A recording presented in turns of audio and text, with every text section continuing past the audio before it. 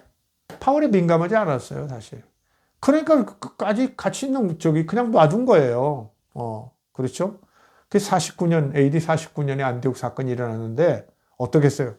요새 같으면 그 대단한 목사님들 같으면, 응? 저 같은 사람이 이렇게 덤벼가지고 막 이렇게 자기를 혼내주고 그러면, 아이고, 그냥 난리 나죠. 조직적으로 막 해가지고 그냥, 응? 막 고발도 하고 그래가지고 정말 아웃시킬 텐데, 그런 거 안 넣은 거예요.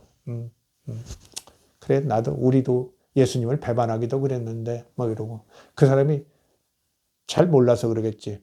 혹은 저 사람 말이 맞을 수도 있지. 막 이러면서, 별로 민감하지 않았다.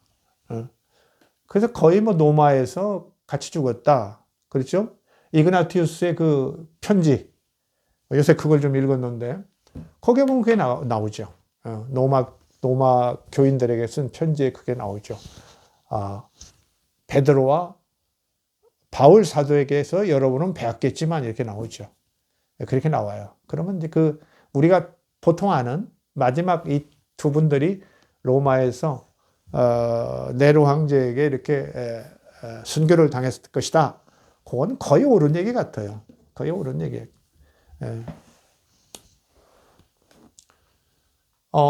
정말 갈라디아서 2장 9절에 보면 이제 바울이 얘기인데 기둥 같은 제자들이라고 그러죠. 기둥 같은 제자들. 누구냐면 이제 그 베드로, 요한, 그 다음에 예수의 형제 야고보예요, 그 당시. 이런 거 보면 이제 그 중심 제자들을 사람들이 기둥 같다고 봤던 거고, 바울도 그걸 부정할 수 없었어요. 그 다음에 이제 고린도전서 15장 3절 이하에 보면은 그 예수 부활의 증인들 얘기가 나오죠. 내가 전해 들은 것을 전한다 그러면서 게바에게 나타나시고, 처음으로 베드로예요. 베드로에게 처음 페트라, 베드로에게 처음 나타나셨다는 거예요. 사실 이것도 놀라운 거죠. 그 다음에는 12제자에게 와, 그렇죠? 그 다음에 500여 성도들에게 일시에 나타나고, 나중에 한번 이제 강의할 때 제가 좀 말씀드리겠습니다만은, 그 다음에는 누구예요? 사도들에게 와, 그 다음에 예수의 형제 야고보. 그 다음에 맨 마지막에 덜 익어서 나온 나 같은 사람이다. 자기가 참 꼴찌라는 걸 얘기해요. 바울이 얘기해요. 그러니까 바울이 아무리 잘나도 부활의 첫 증인이 예수님이, 베드로라는 거. 대단한 얘기죠. 자기는 뭐 3, 4년을 끼어들었으니까요. 12제자. 그들의 어떤 정통성에 바울은 나중에 얘기하겠지만은 그 아주 민감하게 그들과 경쟁의식도 갖고 그러지만은 그도 자기가 그 벽을 느끼는 거죠. 한계를 느끼는 거죠. 부활의 첫 증인이 예수님이 부활한 다음에 처음으로 찾아온 사람이 베드로라는데 어떻게 할 거야? 그 다음에 12제자고. 바울이 어쩌고 자기 맨 끝. 자기는 그냥 3, 4년 동안 예수 부활이 거짓말이라고 그냥 난리를 치고 다니다가 겨우 만났는데 할 말 없는 거죠. 예, 그건 있는 거예요. 이제 바울 서신의 그 이면을 우리가 그려볼 수 있는 거예요. 바울은 제법 민감한데 그 사람들은 그렇게 민감하지 않아요. 사실 이렇게 뭐 할례당이 이런 게 예수 제자들의 무슨 보낸 사람들은 아니거든요. 뒤늦게 또 끼어드는 사람들. 주로 바리새인 출신들인데 그들이 난리를 피우는 거죠. 근데 전에도 얘기했죠. 예수 제자들이 이렇게 좀 신학적인 이런 걸 체계화하고 이런 거 신경 별로 안 쓰니까 그냥 모호한 상태로서 지내다 보니까 그런 혼란이 온 거예요. 그런 사건이 터진 거예요. 책임이 없는 건 아니지만 너무 그들을 또 문제만 삼을 수는 없다는 걸 지금 얘기하는 거죠. 그 다음 7번째, 이거 중요합니다. 제자들, 특히 베드로. 이 제자들은 자신들을 포함한 누구도 모르는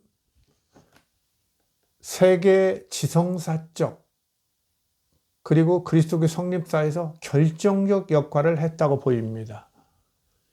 이거 제가 이제 요새 깨달은 거예요. 그리스도의 어떤 진실에 대한 어떤 거의 마지막 정리가 아닌가 저는 그렇게 생각하는데요. 예수의 어떤 자기의 사랑의 아버지가 버렸고, 그렇죠? 전통적 유대교의 야훼의 신으로부터 오는 그 하나님이 죽였다. 이런 강의까지 했잖아요. 음, 음. 근데 그 다음 그 연결 과정인데, 부활은 제자들이 이제 외치는 건데, 보면 부활의 첫 증인이 베드로고요. 그 다음에 바로 두 번째 증인이 이제 12제자예요. 사실 11제자겠죠. 어떠냐? 이것을 베드로나 12제자들도 그 의미를 뭔가 그 역사적 의미를 부여하지 않았어요. 역사가가 아니고, 그리고 역사의 와중에 회오리 중에 빠져 있는 사람들은 자기 위치를 알 수가 없어요. 자기의 역할이나 의미를 잘 쉽게 알지 못해요. 되게 지나간 다음에야 역사라는 건 보이잖아요. 이게 대단히 역사적으로 훌륭한 일이다, 이게 보이는 건데, 제자들, 베드로를 포함해서 뭐 지식도 없고 이렇게 좀 모호하고 막연하게 예수님 따라다니던, 어떻게 보면 열정은 있고 새로운 시대를 갈망하던 사람들인데, 그냥 간다는 사람들은 아니에요. 뭔가 그래도 새 시대를 기대하고 자기 인생을 던진 그런 용기 있는 사람들입니다. 그러나 자신을 포함한 누구도, 바울도 몰랐다는 얘기를 제가 하는 거예요. 누구더라는 말은. 바울도 그걸 몰랐어요.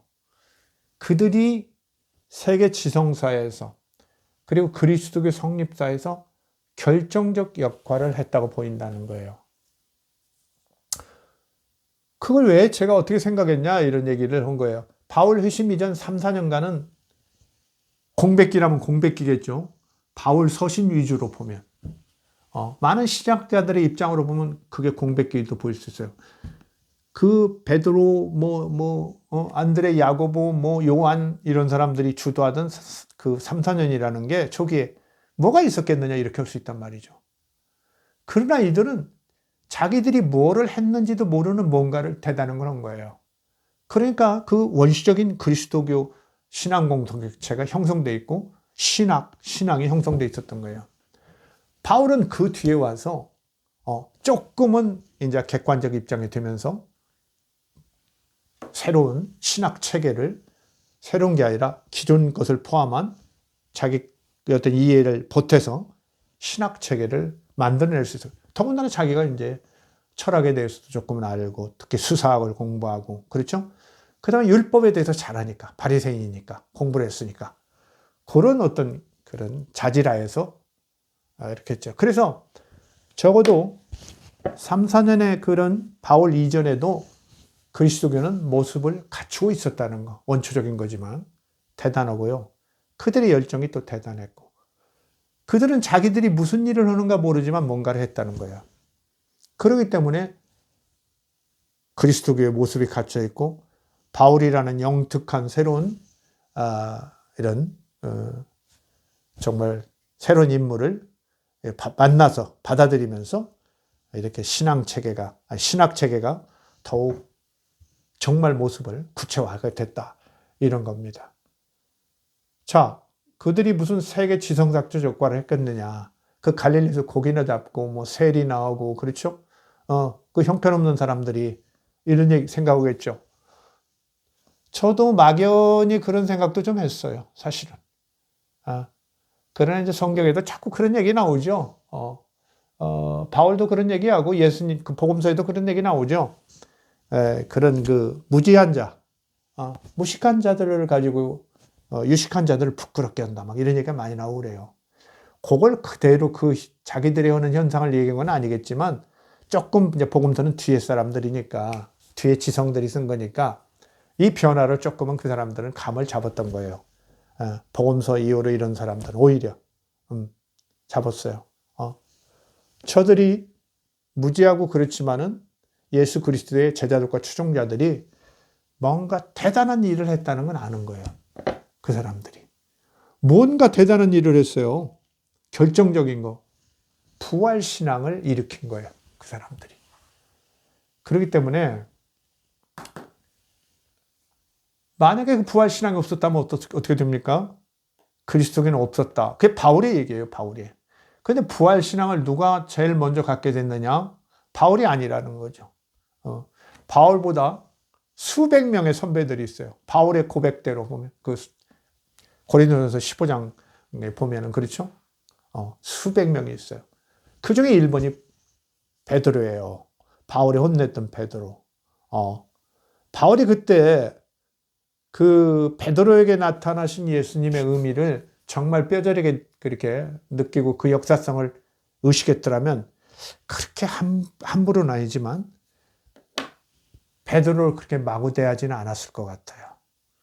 그러니까 바울의 어떻게 보면은 그때만 해도 조금은 젊은 때니까 어떤 어설픔, 격정이 있을 때죠. 안티옥 사건 때만 해도.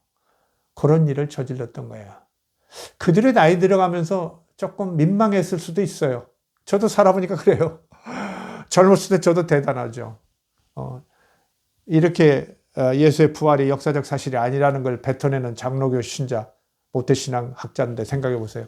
제가 젊은 날에 어떻겠어요? 역사학계 토론 같은 거면 많이 긴장들 했죠. 저는 제대로 막 얘기를 하니까요. 너무 의식하지 않고. 근데 지금 생각하면 조금 민망할 때가 있어요. 뭐 그렇게 내가 잘 알고 그때 알았던 것이 뭐 그렇게 대단한 진실이고 진리라고. 지금도 물론 뭐 그게 아주 부끄러운 건 아니라고 하는 생각들은 하고 있지만 그래도 내가 그렇게 자신감을 가졌을 수 있는 얘기인가 이런 거 드는 거죠. 뭐 바울이 베드로를 책망한 것 자체의 그 내용 자체가 크게 문제됐다고는 보지 않는데 뭔가 태도나 이런 데서는 조금은 성숙함이 좀 아쉬운 면은 있는 거죠. 자, 이런 겁니다. 이 7번 대단한 문제를 제가 이렇게 얘기했는데 이것이 제가 최근에 이렇게 이해가 되면서 보이면서 뭔가 그리스도교의 초기 그리스도교 성립사의 어떤 진실을 안 것 같다. 이런 말하기 너무 힘든 얘기예요. 아시죠? 제가 여태까지 그런 얘기 잘 안 했는데 안 것 같다는 그런 느낌이 들어요. 최근에 그래서 이런 생각이 자꾸 들어서 뭐 몇몇 책을 과거에 읽었던 책들하고 또 몇몇 책을 추가로 여러 권 샀어요. 12월 초인데 사가지고 지라르도 그렇고 누굽니까? 폴 틸리 뭐 존재의 용기 이런 책. 그 옛날에 그런 분들 책들을 내가 몇 권씩 읽었는데 안 읽은 책들이 들어있단 말이에요. 그래서 뭐가 또 더 있는가 그래서 그런 것들 좀 살펴보고 그 다음에 이제 초대 교부들의 그런 폴리캅이랄지 이그나티우스 뭐 이런 그 순교록 편지 막 이런 것들 여러 가지를 조금 좀 그 다음에 뭐 그 플라톤의 그 일부 그 편들 그런 것들도 좀 보고요. 일자 문제 이런 것도 좀 청정하고 싶어서 했는데 하여튼 요걸 제가 특히 베드로를 위시해서 제자들 특히 베드로입니다. 베드로가 세계 지성사적으로 어떤 큰 역할을 했는가 이런 문제를 베드로와 지성 전혀 어울리지 않는데 우리가 지성이라는 것이 대단한 학자들에게만 지성이라고 생각하기가 쉬워요. 사실은. 그런데 진정한 지성이라는 것은 꼭 지식하고 같이 가는 건 아니잖아요. 그렇죠? 아주 상식 외에 있는 그런 지성이 있거든요. 그렇죠? 아주 그냥 평범한 정말 일반 사람이 오히려 더 지식을 가진 그렇게 어떤 미꾸라지 같은 이런 사람들보다 기회주의자들보다 정말 상식을 얘기하면서 옳고 그름을 얘기할 때 더 진실을 얘기할 수 있는 것처럼 참 용기를 우리가 볼 수 있는 것처럼 그런 일들이 있었던 게 아닌가 하는 거예요. 그래서 거기에 대해서는 다음에 제가 말씀을 드릴 테니까 요 바울 강의 다른 강의들도 조금 이렇게 주목하면서 좀 그걸 같이 좀 생각해 보셨으면 좋겠어요. 그다음 그러면 이제 여기 대비해서 베드로 제자들의 신학과 대비해 볼 때 바울의 신앙과 신학은 어떻게 정리할 수 있겠느냐 이렇게 이제 좀 대비해 보면서 하는 겁니다. 전부를 다 얘기할 수 없겠지만 첫째는 바울은 극적 회심에서 나왔죠. 다메섹상에 극적 회심에서 갖게 된 신앙이에요. 부활한 예수 그리스도가 자기를 찾아왔다고 그러죠. 그래서 열정적 그리스도 신앙을 유발해 줬어요. 그렇죠? 아주 극적으로 신앙을 가졌어요. 근데 아까 얘기했죠. 요 제자들도 사실 예수님하고 3년의 공생애도 있지만 예수님 돌아가신 다음에 극적인 회심이 나름대로 있었다는 것도 우리가 잊지 말자 그랬어요. 그러나 바울은 자기의 어떤 극적인 회심에 상당히 어떤 나름의 확신을 갖고 있죠. 그렇죠? 그래서 뭐 나는 그래서 예수님이 찾아왔는데 회심한 다음에 어때요? 예루살렘에 제자들 찾아가지 않았다 그런 거예요. 왜? 예수님이 나한테 직접 와서 나를 깨우쳐주고 사명을 줬는데 내가 뭐 제자들 찾아가냐? 뭐 제법. 그렇죠? 늦게 공부하면서 이제 폼 잡는 거죠. 늦게 배우면 되게 이러죠. 예. 요새 그런 사람 많아요. 그렇죠? 교회 같은데 강연 다니고 그러는 사람들. 뭐 연예인들은 보니까 몇 개월 믿고도 뭐 이렇게 강연한다고 그러는 사람도 있는 것 같은데 몇 개월인지는 모르겠지만 그건 얼마 안 믿고 그러고 있고. 아까도 얘기했죠? 예. 그런 거 정말 여러분은 뭐 듣지도 않겠지만은 너무 갑자기 회심하고 납뛰는 사람 뭐 이런 거 그거 주목하지 마세요. 예. 뭐 연구를 위해서 보는 건 괜찮죠. 뭐 무당하다는 사람이 갑자기 뭐 해서 뭐 목사 됐다 이러고 참 대단한 사람들이에요. 나는 그 회심했으면 그냥 조용히 그냥 자기를 그냥 연말을 오래 하다가 어떻게 뭐를 해도 할 텐데 금방금방 잘 도와줘. 그죠? 그렇죠. 막 스님 오다가 뭐 갑자기 막 교회 와서 강연하고 막 그런 사람도 있고. 기가 차죠. 기가 차. 바울의 신앙은 이 극적 회심으로 그래서 아주 열정적 신앙이에요. 그게 너무 끌어요. 이게 조금 장점이기도 하고 이제 조금 문제가 있을 수도 있다는 거 우리가 알 수 있고요. 두 번째, 당연히 예수의 직접 경험이 없어요. 예수 경험이 무하다. 없다. 그러니까 어떻게 되느냐. 자신의 신앙의 정당성을 위해서 논리적 신학 정립을 위해서 아주 매진합니다. 자기가 예수에 대한 그런 경험 이런 게 없으니까 어때요? 마치 유복자 비슷해요. 유복자. 우리 아버지는 어떻게 생겼을까? 막 이런 거죠. 그래서 막 연구하는 거죠. 할아버지 사진 막 이런 거 갖다 놓고 형님 돌아가신 고모 막 사진 갖다 놓고 야 이게 우리 아버지는 이렇게 생겼겠구나 막 이러. 요새야 뭐 사진도 있고 그렇죠? 뭐 촬영한 것도 있고 별게 다 있지만 한번 생각해 보세요. 그 예수 경험이 전혀 없어요. 근데 예수님이 찾아왔다. 그럼 또 사명감을 또 가졌네. 어떻게 예수를 전할 것인가? 자신의 신앙의 정당성 위해서 논리적 신학 정립을 위해서 매진한 아주 매진해져. 스스로 이제 생각이 많아지고 연구했던 거죠. 그런데 이제 이방의 전도다 보면 또 일이 많아지죠. 이방인들은 문화도 다르고 그렇죠. 생각도 다르고 그렇죠. 거긴 다신신앙이에요. 그 유일신신앙도 없는데요. 그냥 또 섞어찌개 같아 약간. 그냥 이런 민족 저런 민족이 있으니까 문제가 많죠. 그러니까 고민이 많은 거예요. 거기서 이제 어떻게 보면 학구적 필요성 이런 것들이 늘어나는 거죠. 자신 문제 해결과 이방 전도 문제 해결을 위해서 그렇게 늘어나죠. 그 밑에 또 나옵니다만. 세 번째, 베드로 등에 민감했다. 민감해요. 아주 민감하죠. 그래서 우리가 이제 바울 서신 보면 가끔 그런 얘기 나와요. 뭐 기둥 같은 제자들 이런 건 좋은 거예요. 근데 이제 제가 이제 예를 들면 이런 구절 한번 여러분 보시겠어요? 고린도후서 11장 5절. 고린도후서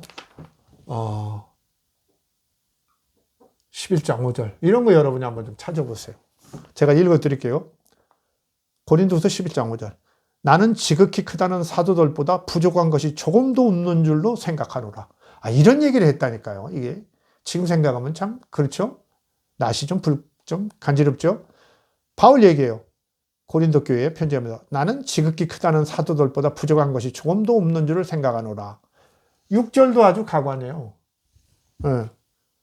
내가 비록 말에는 부족하나 말솜씨는 부족하나 제가 그런 얘기 언뜻 했죠. 아마 중풍 같은 거 맞았을 가능성이 있다. 뇌경색 이런 거 일부 그런 얘기까지 했는데 모르겠어요. 제 말씀이 뭐 얼마나 맞을지.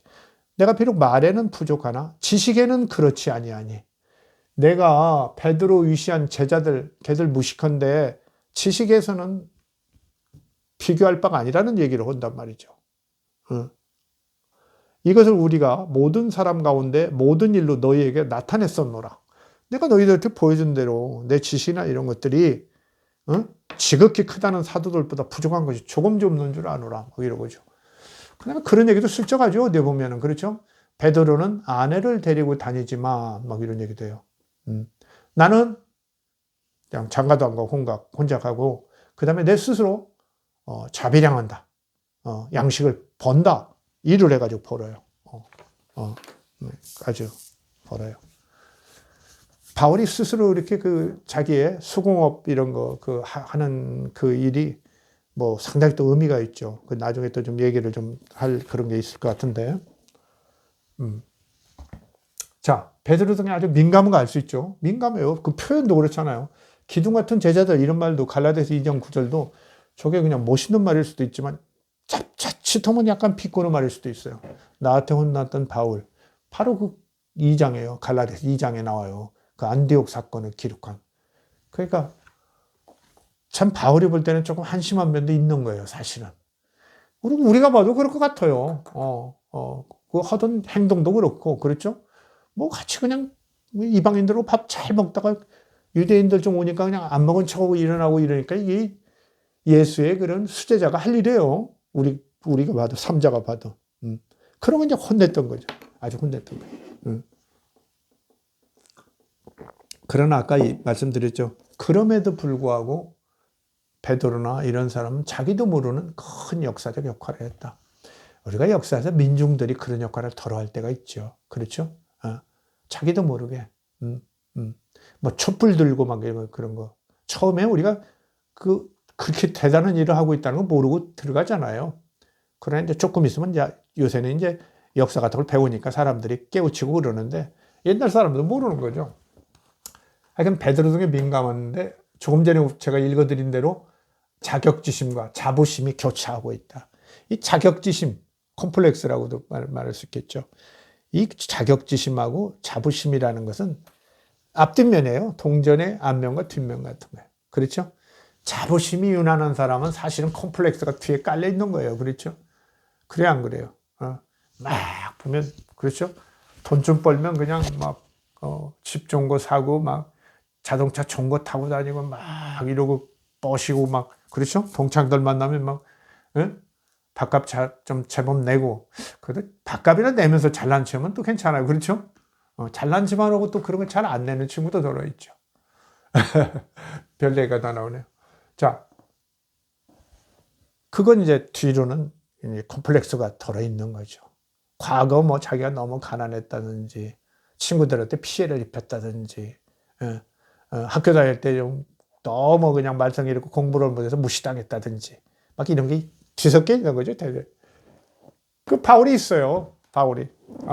이게 아까 그 고린도서 11장 5절 6절 같은 거 좀 그렇죠. 이렇게 대사도가 하기에는 조금 격이 안 어울린다 할 정도의 얘기인데 이런 얘기를 해요. 근데 이제 바울로서는 어쩔 수 없어요. 그냥 그 자기가 개척해놓은 교회에 가가지고 또 이렇게 갈구고 막 그러니까 유대계 그리스도인들이 뭐 이상한 또 전도자 뭐 무슨 예언자 사명가라는 사람들 와서 엉뚱한 소리 했었고 그러니까 그냥 자기도 부끄럽지만 이런 얘기도 한단 말이죠. 부득불 하는 거죠. 부득불 정말. 그것도 이해를 해야 하는데 부득불 하는 속에 이제 진심이 또 묻어나는 거죠. 진심이 묻어나는 거예요. 그 다음에 이제 바울은 율법이나 바리새인이니까 율법 공부했죠. 수사, 철학 등에 대한 이해가 있어요. 수사, 먼저 얘기했죠. 논리학의 변증술 이런 거. 수사, 철학 등의 학습과 이해가 있기 때문에 어때요? 이게 사람들을 설득하고 신학을 논리와 체계화하는데 지적 자질을 갖춘 거예요. 아주 우수한. 뭐 갈릴리의 12제자가 이런 일 못한단 말이죠. 이 사람들 율법도 모르고 수사학도 안 배웠고 철학이라는 거 아예 뭔가 알고 글도 잘 모르는데 바울한테 그냥 임무가 딱 맞는 거죠. 신학 체계화의 적임자였어요. 적임자. 그러니까 이 사람이 그걸 맡아서 한 거예요. 결국은. 그 다음에 이제 바울은 이제 앞에도 얘기했지만 그런 할례당이랄지 이런 것도 있고 베드로하고도 그렇고 그렇죠. 바나바하고도 나중에 다투고 이러는 거 보면 돼요. 타 사도나 전도자들과의 갈등이 있어요. 너무 이제 논리적이고 아는 것 많고 신학적 자기 체계화가 빨랐기 때문에 더 그런 게 있는 거죠. 그 다음에 뒤늦게 이제 들어오면서 그런 자격지심 같은 건 있는 것 같은데 타 사도나 전도자들과의 갈등이 있고 그러니까 신학적인 편지를 작성할 필요성 이런 것들이 많이 일어나죠. 다른 사람들이 자꾸 자기가 복음을 전했는데 그냥 가서 이상한 얘기하고 뒤집고 할례해야 한다 했었고 정결을 식어야 한다고 그러고 그렇죠? 안식일 뭐 절기 안 지키면 안 된다 막 이러고 율법 지켜야 한다 이러고 했으니까 아니다 이러면서 막 편지를 쓰는 거죠. 그것들이 이제 그 중요한 것들이 남은 거예요. 근데 그때 이제 바울 편지 같은 것은 얼마나 소중히 여겼는지 이렇게 회람을 했다는 거죠. 이런 뭐 교회 공동체들, 신앙 공동체들이 돌아가면서 막 있고, 그게 경전이 된 거예요. 그래서 여섯 번째, 신학 체계화는 율법의 상대화로 나아갔다. 바울은 이제 신학을 체계화, 논리화하다 보니까 어떻게 됐어요? 이렇게 따지다 보면 그렇게 가는 거죠. 왜 예수 그리스도만 구원의 유일한 방법이지? 이렇게 되면 그러면 예수 그리스도를 정죄하고 그렇죠? 십자가에 못 박게 한 율법 체제는 이거 문제가 있잖아요. 그러니까 신학의 체계화는 율법의 상대화로 나가버렸죠. 율법은 중요하고 고귀하다. 그러나 그것은 구원의 최종 방편이 아니다. 그것은 몽학 선생이다. 초등교사다. 막 이러면서 나가는 거죠. 그 상대화로 나갔고 이러다 보니까 전체적으로 많은 유대인들이 싫어하죠. 그 충돌을 일으켜죠. 급진적 신학 체계로 구성됐죠. 바울은 그렇게 해서 이제 급진적 신학 체계로 구성하는 거예요. 그리스도교 내부와의 갈등, 그 다음에 이제 그 이방 교회를 주로 전도했으니까 이민족 문화와의 충돌 등은 깊고 넓은 신학 체계와 사상 형성을 촉구했다. 바울이 갖고 있는 조건이 그랬어요. 그러니까 바울은 쉽게 말하면 좋은 조건이기도 하고 아주 짐이 무거운 조건이기도 하죠. 일이 많아요. 그냥 뭐 베드로 이런 사람들은 주로 이제 뭐 외국어도 못하고 헬라어도 잘 못했을 거예요. 막 그러고 보니까 주로 그냥 유대인들 상대로 전도고 이러다 보니까 예수님한테 배운 거 있고 그 얘기하면서 자기의 어떤 회심이나 이런 거 보태서 얘기하면 뭐 그렇게 막 논리화하고 체계화할 일이 없죠. 그러니까 베드로가 뭐 수제자인데 명색이 수제자인데 아무 뭐 편지 서신 남기지 않았잖아요. 베드로 전후서는 이제 저기 뭡니까 베드로하고 직접 관계는 이제 없어요. 요새는 완전히 다 그렇게 알고 있죠. 그러다 보니까 이제 수제자에 걸맞지 않게 또 남긴 건 적어요. 근데 또 고수라서 뭐 그렇다 이럴 수도 있는 건데 그렇게 따지면 예수님도 직접 남긴 건 없잖아요. 그렇죠? 어쨌든 바울은 이런 좋은 조건을 갖고 있어요. 좋은 조건인지 어쩐지 뒷날 그리스도교로 보면은 이제 바울의 어떤 신학 체계화의 그런 공헌 이건 우리가 높이 사야죠. 그 높이 사야 합니다. 그거 뭐 이렇게 비평하고 그러면 안 되죠. 그 다음 바울은 이제 디아스포라 출신이죠. 유대인인데 이제 외국에 사는 디아스포라 출신이고 당연히 이방 헬라 세계에 대한 이해가 또 깊고요. 그 다음에 이방인 전도 책임자로서의 사명의식을 갖고 있기 때문에 당연히 이 사람의 신학은 유대인 중심이 아니라 유대인과 헬라인, 유대인과 이방인을 포함하는 이런 보편적 신학 축으로 나아갔죠. 이러다 보니까 한번 생각해 보세요. 이 모든 것들이 지금 약간은 베드로를 위시한 예수님의 12제자들 이쪽 그룹들하고 약간은 좀 충돌하기도 하고 어긋나기도 하고 보완하기도 하고 그래요. 아주 멋져요. 그래서 이것이 만약에 막 갈등 관계가 심해졌으면 대단한 갈등 관계로 갈 수 있는 거예요. 그러나 이제 그리스도가 막 시작되고 정말로 뭐 지푸라기 하나라도 잡고 싶은 그런 때니까 예수님에 대해서 조금이라도 우호적이거나 반대하지 않는 사람만 만나도 너무 반가운 시대니까 이게 협조가 된 거예요. 협조가. 바울 만나보니까 건방지고 잘난 체고 아니 늦게 들어온 자가 이런 마음도 있지만 그래도 저런 사람이 들어와서 좀 다행이다. 사실 우리는 뭐 공부도 못하고 뭐 배운 것도 없고 저런 친구라도 있어서 이렇게 논리적인 이런 것을 해주고 이방인들한테 우리가 못하는 헬라 사람들한테 이렇게 철학하는 그 사람들한테 문화도 다른 그 사람들한테 이렇게 바울 같은 디아스포라가 유식한 디아스포라가 있어서 이렇게 하다니 다행이다. 그런 게 있단 말이죠. 아시겠죠? 그게 이제 대개 초기 사회는 대개 그래요. 역사라는 것이 이게 진행되면 갈등이 이제 격화되지만 초기에는 이렇게 막 서로 돕는 거죠. 달러도 별로 문제 삼지 않는 거예요. 우리 어머니 옛날에 그 일제시대 그 교회 개척원 얘기 이런 단계를 보면은 제가 참 웃지 않을 수 없는 말씀도 이런 얘기도 들었는데, 예를 들면 교회 전혀 다니지 않는 사람인데 아니 다 글자를 몰랐다는 거예요, 성도들이. 예. 글자를 모르니까, 성경책이 있어도 글자를 모르니까 마치 그때 이제 그 교회는 안 다니는데 우리 어머니 그 같은 집안 사람인데 이제 동생 뻘 되는 사람, 이렇게 나이가 조금 어린데 초등학교 몇 년 다니다 말았다는 사람이 있어요. 그 사람은 이제 부탁했다는 거예요. 어머니가. 아무개 자네 좀 이리 좀 와보게 이러고, 이제 조금 어리니까 이제 집안 누님이니까 온 거예요. 교회는 안 다녀 쭈비쭈. 근데 너 좀 그 한글 읽을 줄 알지? 그러니까 조금 안다고 그러니까 그 사람한테 성경을 익혔다는 거예요. 어린 소년한테. 그러니까 이제 그 영수라고 그러죠. 그 이끄는 그런 분이 마침 안 계실 때는, 집에 가고 그래서 안 계실 때는 그런 일도 있었다는 거예요. 교회 안 다니는 그야말로 지나가는 어떤 사람 A를 오라고 해가지고 이제 같이 예배 보는데 좀 성경을 읽어달라고 그런 일도 있었다고 해서 어머니가 막 웃으면서 그런 얘기를 하신 것이 생각나는데, 이제 그런 시대예요. 기독교가 처음 한국에 처음은 아니지만 약간 일제시대니까 1937년 뭐 이럴 때니까, 이건 뭐 바울, 베드로 싸울 수가 없는 그런 때죠. 그래서 결국은 이제 우리가 이렇게 보면은, 종합해 보면은 베드로와 바울은 이제 양측, 양자로 봐도 돼요. 베드로, 바울로 봐도 되고 예수의 제자들과 바울로 봐도 되는데, 양측 양자는 상호 존재와 역할을 인정했다. 상호 존재와 역할을 인정했어요. 약간 이런 자격지심과 이런 거 껄끄러운 마음들이 있어요. 서로 조금은 있는데, 오히려 제가 볼 때는 베드로나 제자들 쪽에서는 바울에 대해서 그렇게 민감하지 않았어요. 기분은 좀 나쁜 게 있었겠지만 그렇게 민감하지 않아요. 근데 바울 쪽은 좀 자격지심과 자부심이 있어서 조금 상당히 민감했어요. 그래서 자꾸 자기가 베드로나 이런 사람들이 임명되지 않았다는 걸 강조하고, 예수님한테 직접 임명받았다고 강조하고 말이죠. 그죠? 그들이 이런 문제성이 있다. 그것도 심지어 혼난 얘기, 예수님의 수제자를 혼낸 얘기까지 그렇게 할 필요가 있었느냐 이거지.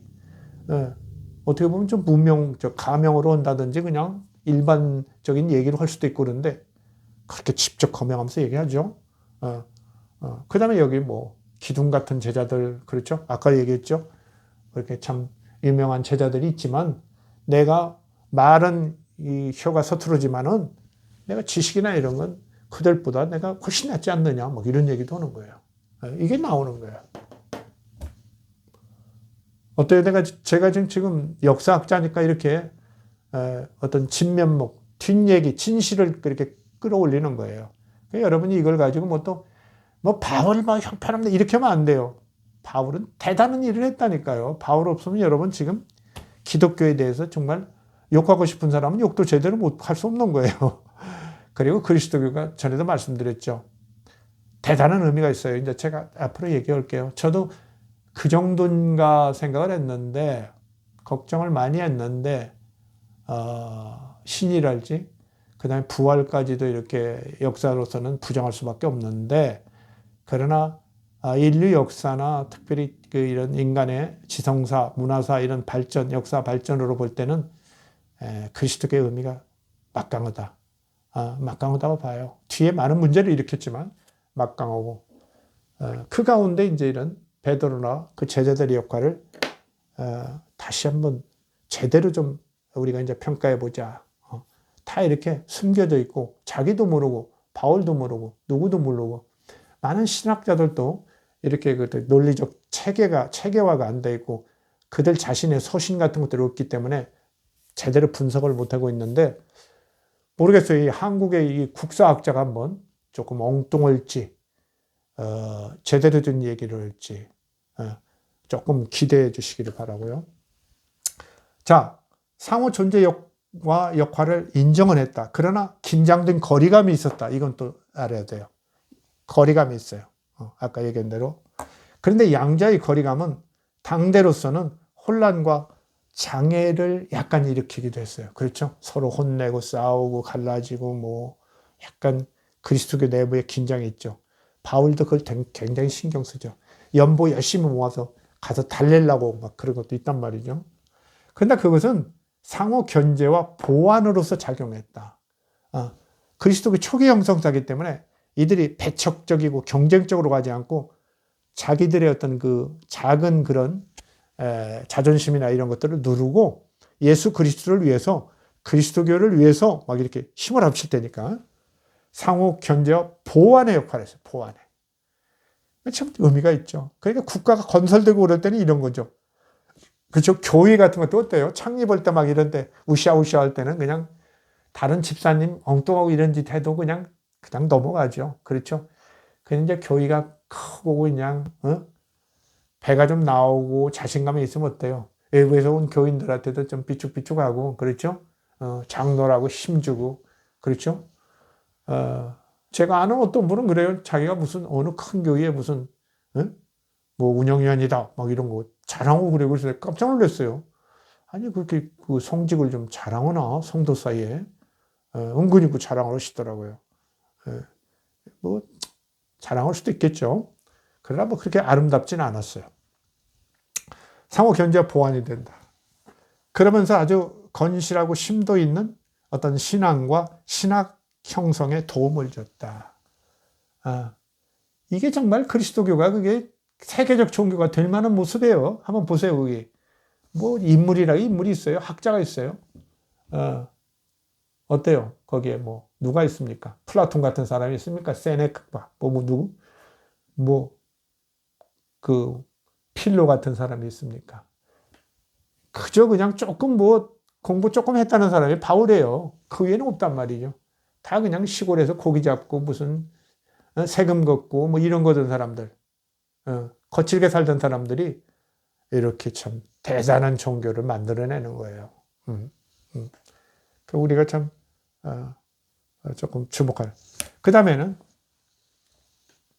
그래서 이제 제가 이걸 뭐 문자로 모아둔다면 이렇게 베드로와 바울의 관계, 예수의 제자들과 바울의 관계는 좋은 의미로 해석하면 이렇다는 거예요. 불각은 불가원이다. 아마 그랬을 것이다. 원래 불각은 불가원이라는 건 어때요? 나쁜 사람과 어떻게 뭐 할 때, 그렇죠? 너무 가까이 할 수도 없고, 그렇다고 그냥 내쳐버릴 수도 없고, 이런 얘기예요. 근데 베드로와 바울의 이런 관계는 그런 정도까지는 아니죠. 아주 뭐 그냥 막 보기 싫고 막 이런 건 아니니까. 그래도 뭐 이렇게 좀 용납이 되는 관계니까. 그 서로 보완이 되는 관계. 그래서 베드로와 바울은 이렇게 정말 다른 자질과 다른 배경과 그렇죠?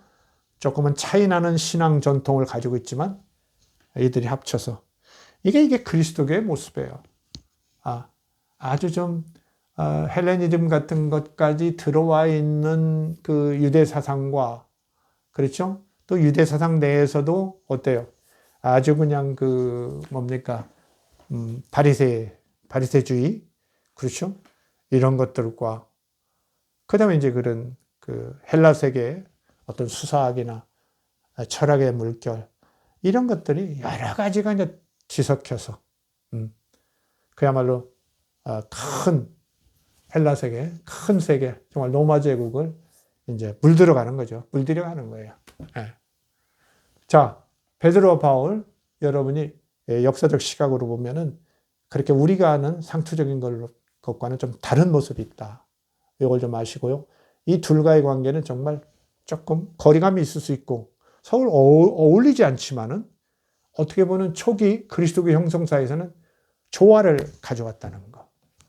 이들의 그런 묘한 조화가 그리스도교의 정착, 활착, 뿌리를 내리는데 큰 도움이 됐다는 거. 이걸 좀 정리하고요.